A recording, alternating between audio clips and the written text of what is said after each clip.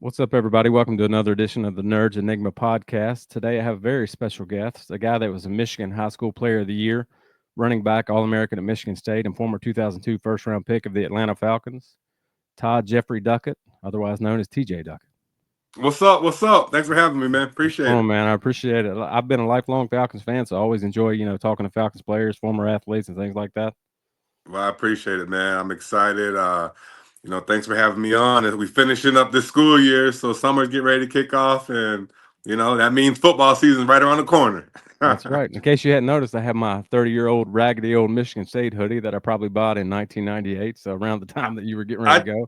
I definitely see it, and I mean that's the proof, man. That Spartans are built to last. You know what I'm saying? That's right. I've always been a fan of them too. I'm a Big Ten guy anyway, so love it. Awesome, man. Awesome. So we'll start off by telling you got an older brother that's 11 years older than you, right? I just wanted to talk to you. How big of an influence did he play in your decision to go to Michigan State, or was that something that was always in the cards for you to do?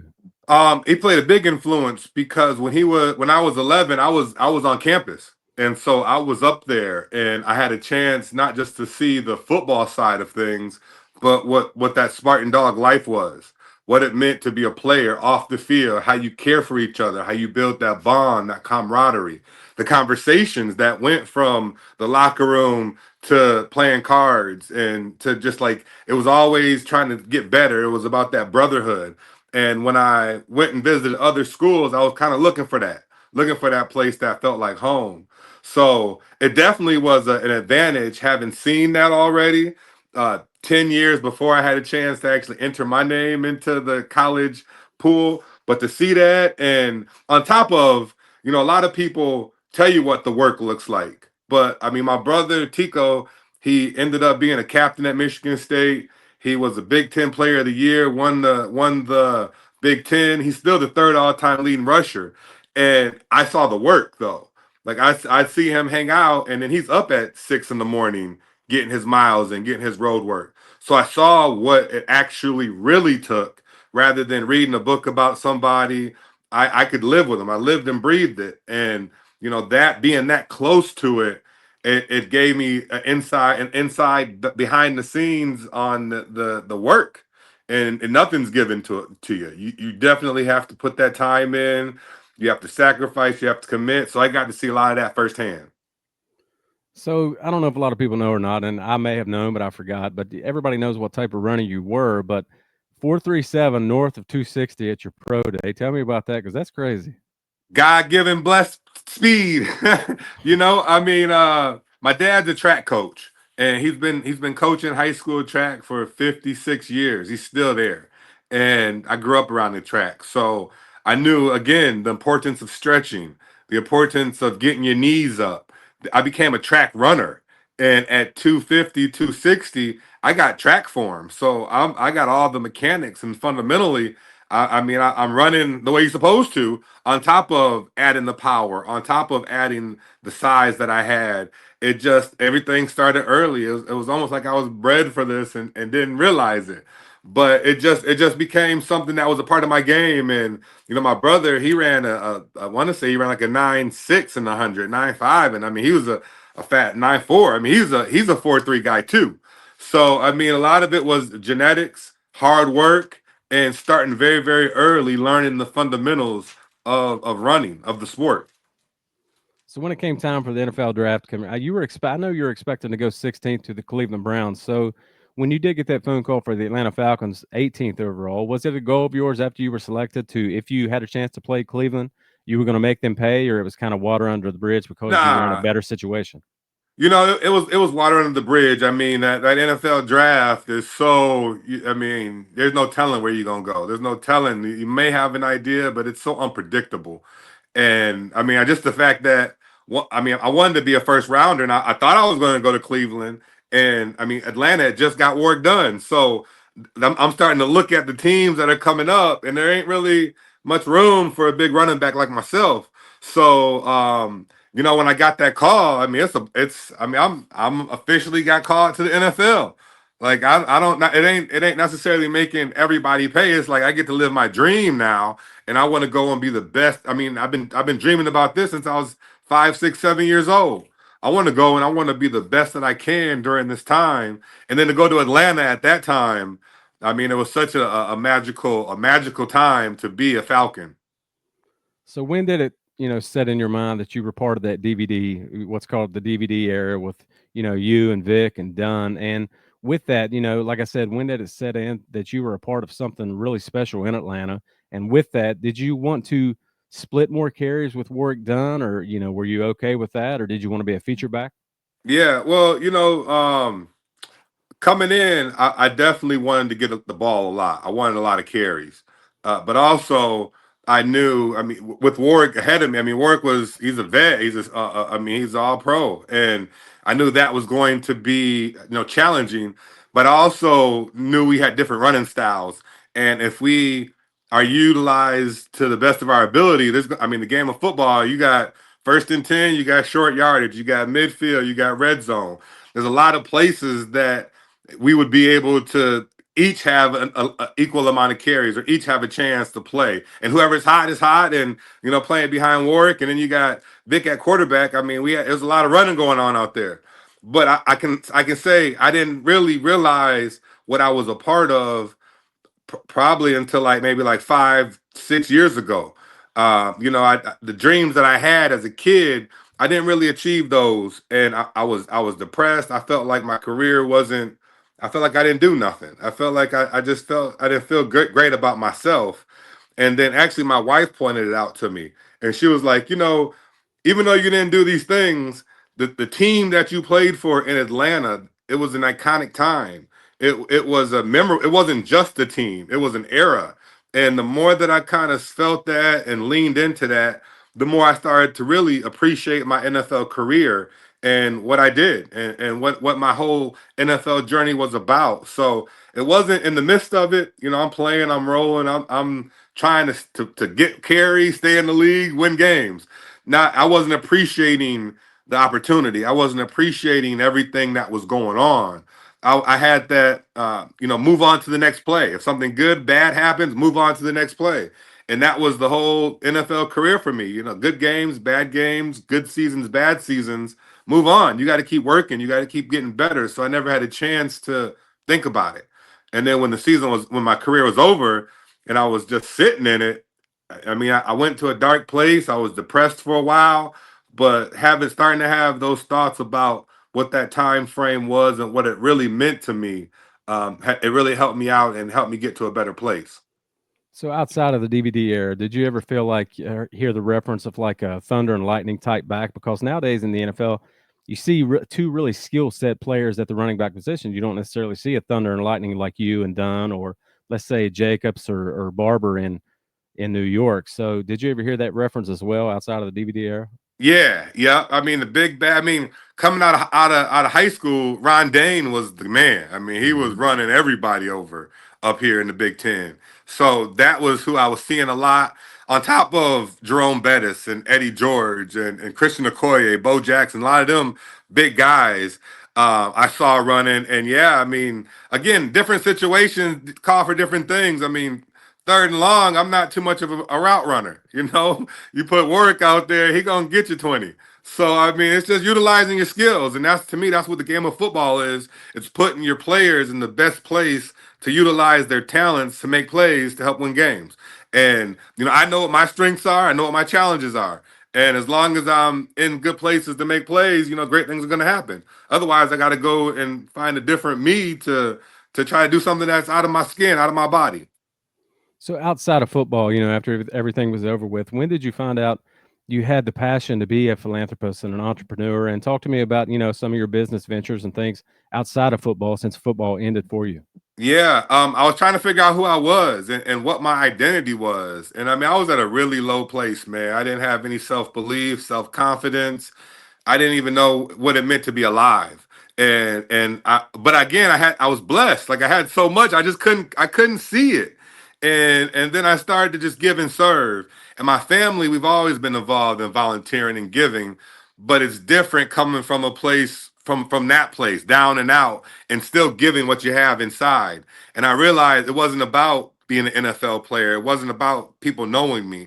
It was about just serving, just giving, because that's my human right. I mean, to go and help another human or help someone who's struggling. And the more I did that, the more it gave me more purpose, and it took me out of just being a football player to actually I can help folks.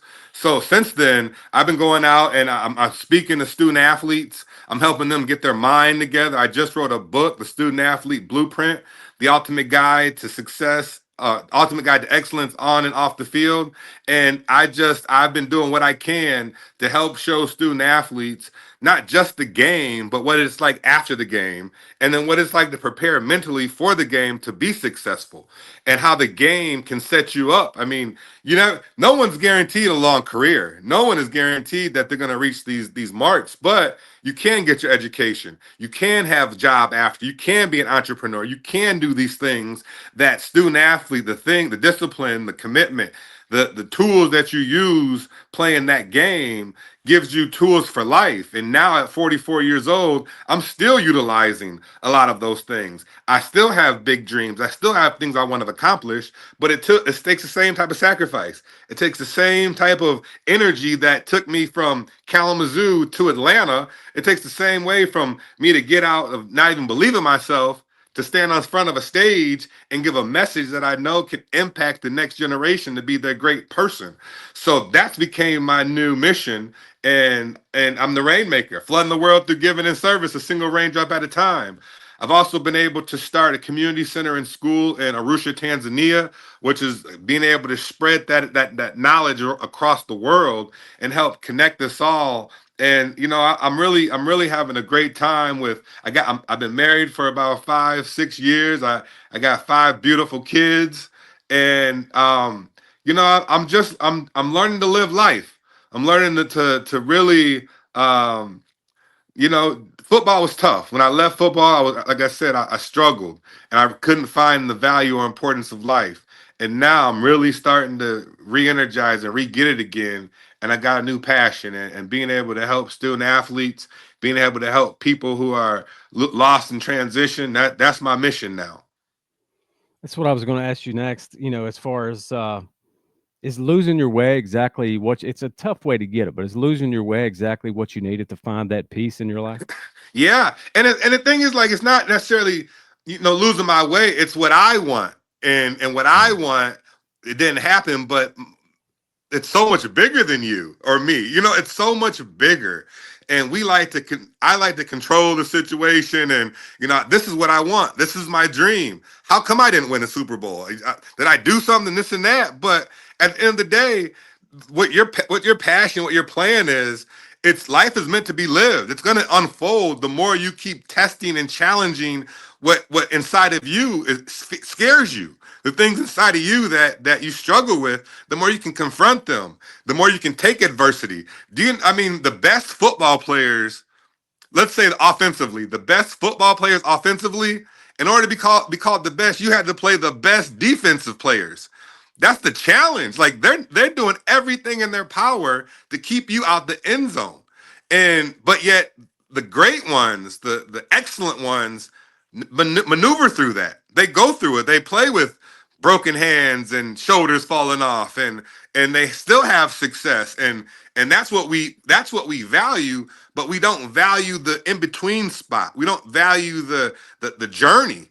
And now knowing that life is a journey, and just because it's not happening my way doesn't mean that that's the wrong path. It doesn't mean that I did something wrong. It just means that the universe believes that this is the next thing that will help me achieve whatever it is my heart desires. Now I have a choice though. Do I do it or do I not do it? Like in 8th grade, right as I was getting ready to get into high school and start this journey, I ruptured my patella tendon. And so I'm an 8th grader getting ready to go into high school and get ready to be a star. And it happened June 8th, 1995 is when it happened. And that day, I mean, I'm down and out. Like, this is in 95, so knee surgeries was Right. different back then. And so my freshman year, I didn't play football, I didn't play basketball, and I ran a little bit of track. But I spent that whole freshman year running and lifting. I came back a 250-pound 10th grader that just lifted and ran all freshman year. Now, if I don't get hurt in eighth grade, I never spend all that time running and training. I'm on varsity as a freshman, playing against 18-year-olds, trying to figure it out.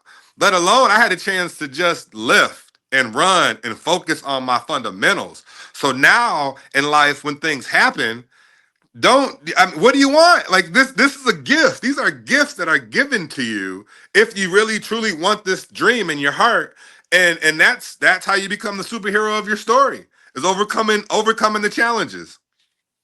So talk to the people of YouTube and athlonsports.com, because I do the Falcon Report over there, and this will be embedded in an article, and I'll create an article. So talk to the people about your website, imtherainmaker.com, and when the idea for that came about and everything you got going on there. Yeah, so I am the rainmaker.com. It originated from my nonprofit, New World Flood, flooding the world through giving and service, a single raindrop at a time. And as I was going and inspiring people, I was calling them the raindrops, and I'm the rainmaker. And so that's where that whole thing kind of started, where that whole thing kind of began. And then from there, I started to get into public speaking. I started to get into motivational speaking, speaking about student athletes, speaking about leadership, speaking about philanthropy, speaking about what I'm doing in my heart now. And anyone who is lost, confused, struggling, how can they refine who they are, rekindle that fire, and restart their dream? So that's what I'm all about right now, man. It's about helping people find what's best inside for them, and then to relive that dream and relive that experience. I was telling my wife earlier, that you do motivational speaking, you speak to student athletes and things like that. And I was telling her that my daughter's school, St. James, here in South Carolina, right now, they went 0-10 a football team last year. My sons are going to go there too. And I'm like, I got to get this dude down here to talk to these students, see if we can get them on the right path and, what Yeah. they can do, because it should be a feeder school for Coastal Carolina, because Coastal Carolina is about 10 miles from this school. So I'll have to get you down here to do that. Yeah, I would love to, man. I would love to, and that's what I'm doing up here is in Michigan. It's just talking to student athletes, and when you start to put some of the numbers in perspective, like I mean, for example, 10,000 hours. You've heard about the 10,000 hours? The outliers is a old long time ago. I don't know if you heard about that or not, but if you put 10,000 hours into something, that usually makes you an expert at it. Right. So if you have, and really made me think about it was one of my sons. He's class of 35, and it's like, wow, class of 35, and I'm like, that's 10 years from now. And so I started doing the math, and if you do 3 hours a day, if he does 3 hours a day every single day, from now to the time he's a senior, he will have the ability to go to anywhere athletically, academically, whatever he wanted to do. He would have that ability. Now, I realized as a kid, my brother Tico, he put that same type of 10,000 hours in. Now, that's just not 3 hours of running, lifting every single day. There's a whole bunch of Right. things you can do in that. But I realized my brother Tico did that. And by the time he was a sophomore or so in college, is when he started to flourish and started to really show what he was about. So I realized what he was doing around 5. So my 15 was my 10,000 hours, which correlates to the same exact time I hurt my knee. So it was like 10,000 hours, hurt my knee. Now you got to do double the work. You got to do double the things. So explaining that to student athletes young, and there's only so many that are going to go to the pros. There's only Right. so many that are going to achieve professional status, but every single one of them is going to get an education. Every single one of them is going to have life after sports. Every single one of them is going to have a chance to impact their community, their family, themselves with the same discipline that same student athlete that's a world champion has. The same thing. So being able to instill that in the kids, young especially, for some reason it also correlates with winning. It takes the pressure off. You're just playing, you're having fun, and then becomes a magical year. And again, that's the things that we remember from our high school time, or I remember from my high school time, that still resonates 20 some years later, and I'm still utilizing. So I'll wrap it up. I'll get you out of here with one more question that I end every interview with. I ask all athletes, what is something that you want people to know about you outside of football and outside of everything else that they may not? Yeah. I would just say that if anything, outside of football, Just know I'm an everyday person like everybody else. Football was something that I did. Football was a platform for me, and it was a path. And that all of us have a platform, all of us have a path, and all of us have a purpose. All of us have something to achieve. And if anything, outside of football, letting people see what I'm achieving now, letting people see what the dreams and accomplishments I'm doing now, and then that way someone can say, wow, he started that at 30. Like he started that later in life. And I've been going by Todd. I don't even really go by TJ anymore. So I purposely tried to distance myself from that. I've merged some of the worlds now, put them back together, but I purposely distanced myself from that to recreate to create who I am now. And anyone who's watching this, like, know that it's possible. Know that if you have a dream, and I just gave you the 10,000 hour formula. Give yourself time. Trust the process. Be able to work, be able to sacrifice, and anything is possible. If you dream it, you can achieve it. And me doing this, what I'm now doing in my second life, is proof to me that it's real. Thank you so much for coming on today. I really appreciate it. It means a lot. And like I said, you're an influence to especially all student athletes and everybody else with your motivational speaking and what you've been able to do after football. Thank you, man. Thank you for having me, man. I wish you much success, much success. And anytime, man, give me a shot. Let's do it. Thank you. Let's do it again during the season, maybe. Yes, sir. Yes, All sir. right. Thank you. Thank you.